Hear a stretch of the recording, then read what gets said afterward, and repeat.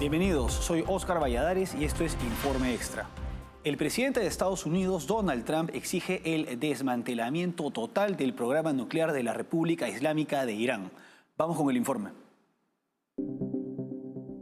El presidente Donald Trump declaró que no aceptará ningún acuerdo con Irán que no implique el desmantelamiento completo de su programa nuclear, fijando así una línea roja para las negociaciones en curso entre ambos países.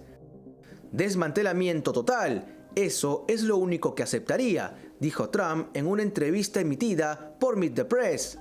El mandatario agregó que desea el éxito económico de Irán, pero subrayó que no pueden tener un arma nuclear porque el mundo sería destruido. La declaración pone fin a un debate dentro de su administración sobre hasta dónde debía llegar Estados Unidos en las conversaciones.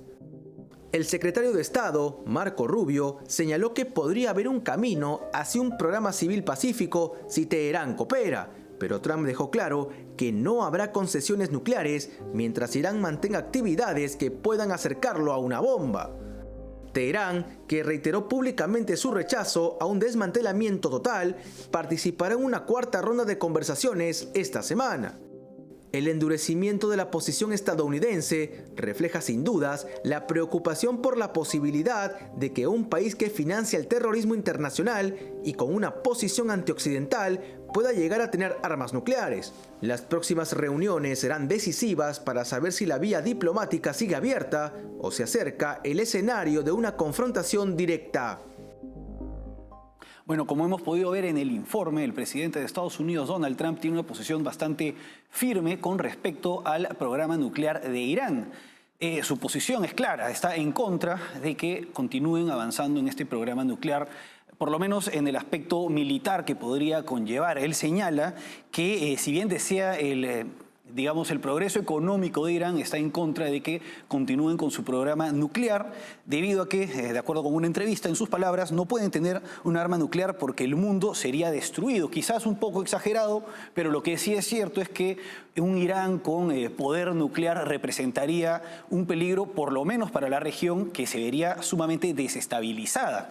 Ahora, con respecto al programa nuclear de Irán y cómo han ido desarrollándose en este aspecto, vamos al año 70. En el año 70, varios países del mundo, me parece que la mayoría, suscribieron el Tratado de No Proliferación Nuclear, destinado a que no se desarrollen armas nucleares en el mundo para evitar que se den situaciones como la que puso fin a la Segunda Guerra Mundial, que se utilicen las bombas atómicas para terminar o para imponerse en conflictos militares. Se suscriben este tratado, pero Irán, posteriormente a la caída del Shah y el establecimiento de la República Islámica, con los ayatolás en el poder, empiezan gradualmente a avanzar en un programa nuclear. Esto se convierte en un problema más o menos en los 90, y es así que en el año 2015 varias potencias, Estados Unidos, el Reino Unido, Francia, China, Rusia, más Alemania, hacen negociaciones con Irán para que frene este programa nuclear, ¿no? Y es de este modo que suscriben el Plan de Acción Integral Conjunto, un acuerdo que tenía por fin evitar que Irán avance en el programa nuclear para evitar que tenga armamento. Sin embargo, parece que Irán empieza a incumplir diversos aspectos de este acuerdo, por lo cual en el año 2018 Donald Trump, durante su primer mandato, decide que Estados Unidos se retire de este acuerdo. Y posteriormente, el año siguiente, Irán se retira parcialmente de este acuerdo, del acuerdo nuclear, con lo cual ha ido avanzando en este programa y generando bastante inestabilidad, teniendo en cuenta los aliados y la posición firme que tiene en materia geopolítica, una posición abiertamente contraria a Israel y al Occidente. Y también a la Arabia Saudita, que es, digamos, la principal potencia islámica que es enemiga, pues, de la República Islámica de Irán. Ahora, ¿por qué precisamente es un peligro que Irán tenga poder nuclear? Bueno, en 1979, como se sabe, cae el régimen del Shah, la monarquía en Irán, y se establece un nuevo Estado. El Estado iraní es refundado. Se establece la República Islámica de Irán, que tiene como jefe de Estado al Ayatolá. Primero el Ayatolá Khomeini y actualmente, desde 1989, el Ayatolá Ali Khamenei. El Ayatolá es la principal autoridad en el país, está por encima del presidente. Y es un régimen teocrático, fundamentalista islámico de orientación chiita. Se aplica la Sharia, que es la ley coránica. No hay una verdadera democracia en Irán. Parte de la identidad política del régimen es su hostilidad hacia Occidente y también hacia el Estado de Israel, que representa valores occidentales, y sobre todo la promoción y el apoyo de organizaciones terroristas. Irán apoyó a Hamas, que atacaron, como se sabe, en el 2023, el 7 de octubre, desataron pues, la actual guerra en la Franja de Gaza, atacando pues, con acciones terroristas a Israel. Apoyan a Hezbollah de Líbano, que representan un grave problema en ese país. Apoyaban a la caída el año pasado de dictadura de Bashar al-Assad. Apoyan a los hutíes, que representan un problema en el Mar Rojo, afectando el comercio internacional y atacando embarcaciones que transportan, pues, que buscan entrar o salir, que buscan llegar atravesando el canal de Suez al Mediterráneo o saliendo del canal de Suez, salir por esta parte del Océano Índico, y representan un verdadero peligro. Han atacado un portaaviones de Estados Unidos ahí, constantemente atacado. Entonces, que un país con estas características, que financia y apoya grupos terroristas, que apoya dictaduras, que parte de su identidad política es la destrucción de un Estado cercano, que es el Estado de Israel, que un país con estas características tenga poder nuclear representaría un grave peligro para la estabilidad en la región. Y además de ello, teniendo presente pues nuevamente que los principales enemigos de la República Islámica de Irán no solamente son Estados Unidos y su principal aliado de Occidente, que es Irán, y Israel y su principal aliado de Occidente, que es Estados Unidos, sino también Arabia Saudita, que es, digamos, la gran competencia como potencia islámica, pero de orientación suní. Mientras que la República Islámica no son árabes, sino son persas y son de orientación chiita. Entonces hay un tema de conflicto que podría agravarse y desestabilizar en caso de que lograran cumplir con el objetivo de tener armas nucleares, al margen de que ellos lo nieguen. La posición de la República Islámica de Irán, de acuerdo con su Ministerio de Relaciones Exteriores, es la siguiente. Señalan que las posiciones de la República Islámica de Irán respecto al derecho de la nación al uso pacífico de energía nuclear son consistentes, lógicas y se basan en el derecho internacional. Esto es lo que ha señalado el Ministerio de Relaciones Exteriores de Irán. Sin embargo, tratándose de un país que financia a organizaciones terroristas, que es una teocracia fundamentalista y que tiene como parte de su identidad la destrucción de otros países y la expansión desde una perspectiva de fundamentalismo religioso, de su perspectiva y de su versión del Islam, representaría, como se sabe, un grave peligro que tengan poder nuclear, y por ello se entiende la posición firme del gobierno de Estados Unidos de negarse a que puedan avanzar en este objetivo. Bueno, vamos ahora a una pausa y regresamos con Colombia.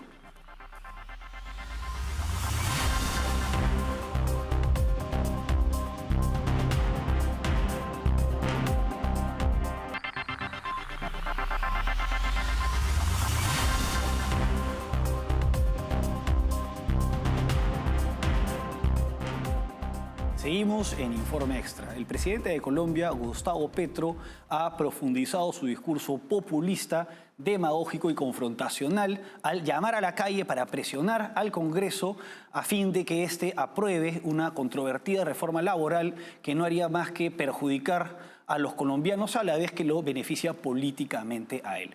Vamos con el informe. El presidente colombiano Gustavo Petro ha intensificado su estrategia política al pedir nuevas movilizaciones ciudadanas para presionar al Senado a aprobar su propuesta de consulta popular, un mecanismo con el que pretende imponer su agenda de reformas laborales tras no conseguir respaldo en el Congreso. Este llamado se produce en un contexto de creciente aislamiento político, múltiples acusaciones contra su entorno cercano y divisiones dentro de su propio gobierno. Petro formalizó la iniciativa el 1 de mayo, pero lejos de convocar al diálogo democrático, ha optado por movilizar a las calles para forzar lo que no logra por la vía legislativa. Lo que se impone es un acuerdo nacional, dijo el mandatario, aunque condicionó dicho acuerdo a su propio programa ideológico, sin espacio para el disenso o el equilibrio de poderes. El Senado ya había rechazado la reforma laboral en el trámite ordinario. Ahora, Petro pretende saltear al legislativo, recurriendo a una consulta que necesitaría más de 13.6 millones de votos para ser válida. Para ello, ha pedido organizar nuevas marchas en el campo y la ciudad, abriendo la puerta a una escalada de presión callejera sobre las instituciones. Esta deriva populista y confrontacional amenaza con debilitar el Estado de Derecho en Colombia, especialmente en un momento en el que el país necesita estabilidad frente al avance del crimen organizado. Como advirtió el Banco Mundial en informes recientes sobre el crimen en la región, el fortalecimiento de las instituciones y el respeto a la ley son condiciones esenciales para el desarrollo económico y social de toda la región, pero estas amenazas contra el Estado de Derecho suponen un retroceso.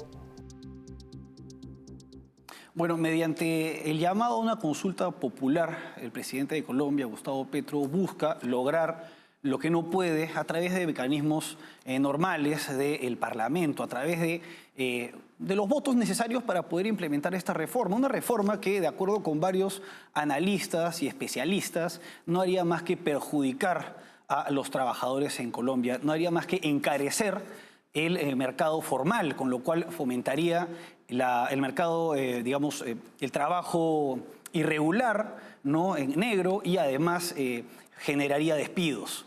Ahora, como no puede lograr su reforma, que suena muy bien en bocas del presidente, para quienes creen en los discursos populistas, que creen que a través de estas reformas se consigue más trabajo, cuando en realidad está demostrado que no es así. A través de este discurso, pues, él busca confrontar al Parlamento, en el que no está logrando los objetivos que anunció mientras estaba en campaña. Y todo esto se da en un contexto de grave desprestigio hacia su figura política. Hay varios casos que han perjudicado la imagen del presidente, o que han deteriorado, mejor dicho, su imagen.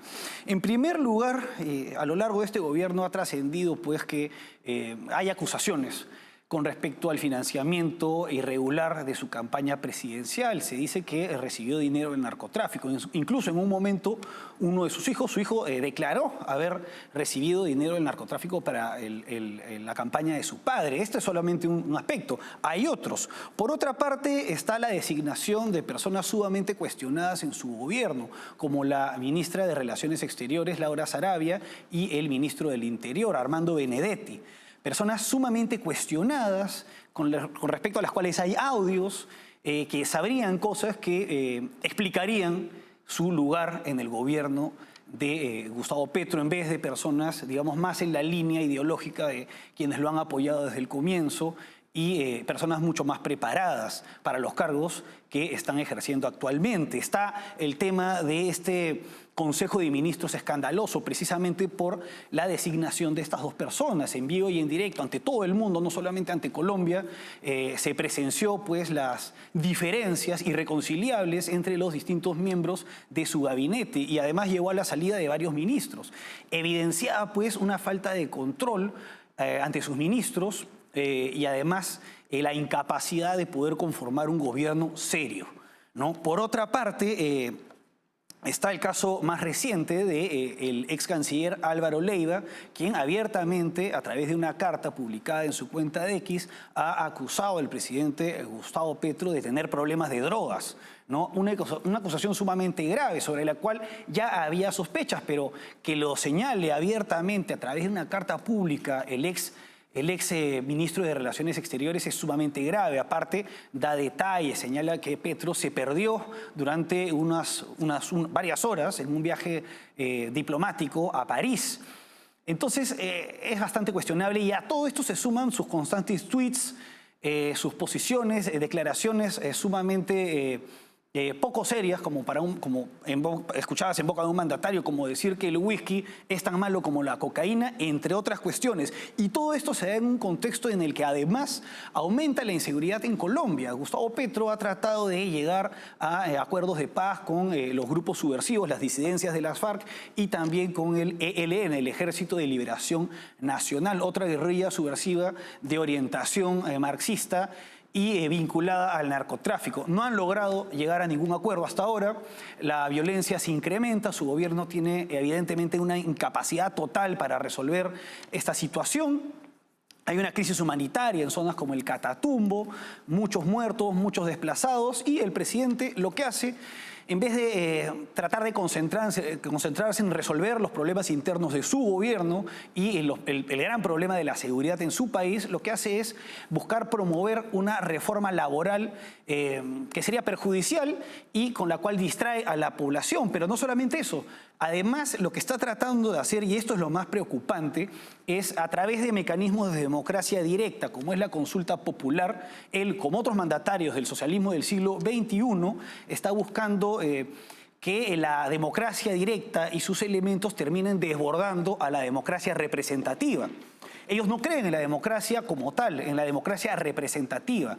Por eso la hostilidad hacia el Parlamento siempre y cuando ellos no tengan mayoría en el Parlamento. Por eso siempre hablan de democracia, invocando mecanismos, pero de democracia directa, que son excepcionales, que deben ser excepcionales. No debe ser la calle la que conduzca el rumbo político de un país, sino la representación política. Y dentro de la representación política buscar especialistas, burócratas preparados, y no la calle conducida a través de discursos demagógicos, que es lo que hace Gustavo Petro. Y lo ha hecho este 1 de mayo en un acto sumamente demagógico en el cual levantó la espada de Simón Bolívar, del libertador Simón Bolívar. Es un fetiche de la izquierda sudamericana, la espada de Simón Bolívar y el símbolo mismo del libertador Simón Bolívar. Un personaje que debería ser revisado históricamente, la verdad. Si bien luchó por la independencia de Hispanoamérica, la realidad es que se estableció como dictador en los lugares en los que logró consolidar su proyecto independentista. Se estableció como dictador e incluso sus constituciones, las que promovió, establecían pues un modelo en el que él tenía más poder que el monarca, con la posibilidad de designar él directamente a su sucesor. Modelos que no tenían tampoco nada que ver con la democracia. Y bueno, este fetiche de la espada de Bolívar también era utilizado por el dictador Hugo Chávez. Y existe la discrepancia. La espada verdadera de Simón Bolívar es la que está en Caracas o la que está en Bogotá. Parece que en realidad es la que está en Caracas y que la que enarbola y muestra Gustavo Petro es una espada de origen incierto, pero que sirve en el relato, que es lo más importante en los mandatarios de este tipo. El relato se impone a los datos y el relato es lo que debe mover a las masas y mantenerlos en el poder y consolidarlos aún más en el poder con proyectos políticos abiertamente antidemocráticos en el sentido de la democracia liberal. Vamos ahora a una pausa y regresamos con el último bloque.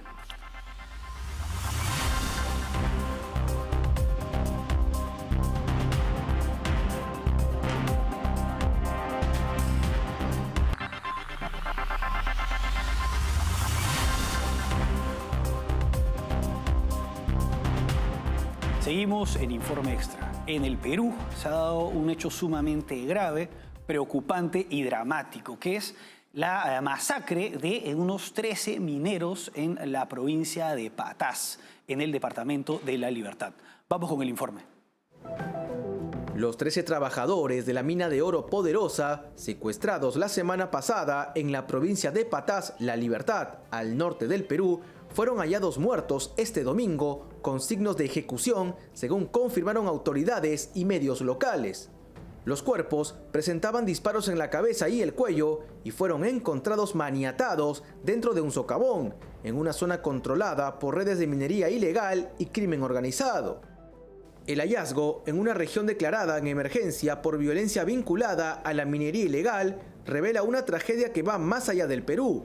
Es el reflejo del avance impune de bandas criminales que operan en toda América Latina, alimentadas por economías ilegales como el narcotráfico, la extorsión y la explotación minera clandestina.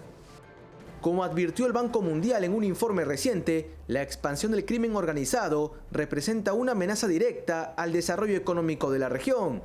La violencia y la inseguridad disuaden inversiones, paralizan actividades productivas formales y socavan el tejido institucional, especialmente en zonas rurales.